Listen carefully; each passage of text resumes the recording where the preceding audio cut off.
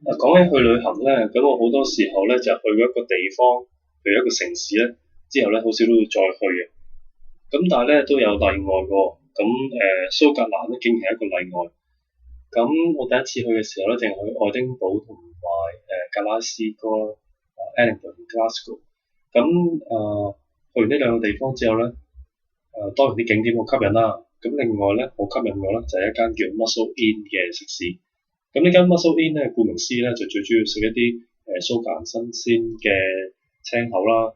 咁我真係嚟到呢度咧，就一定要試啦。咁佢嘅青口咧有唔同嘅汁啦，咁大家可以揀白汁啊、紅酒伴嘅汁，咁咧都係非常之新鮮，非常之好食。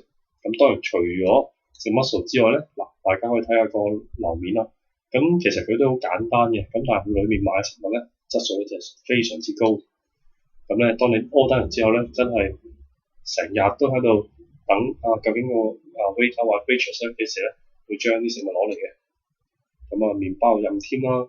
咁麵包你唔好睇佢普通喎，其實好緊要嘅，因為咧，當你有啲 mussel 食完之後咧，剩翻好多汁噶嘛，咁嗰啲汁咧就嚟點包，非常之正嘅。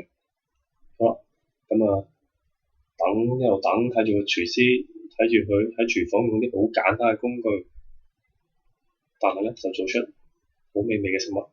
咁除咗 mussel 之外咧，就有啲好多新鮮嘅海鮮啦，包括有魚啦、有蝦啦、有帶子啦。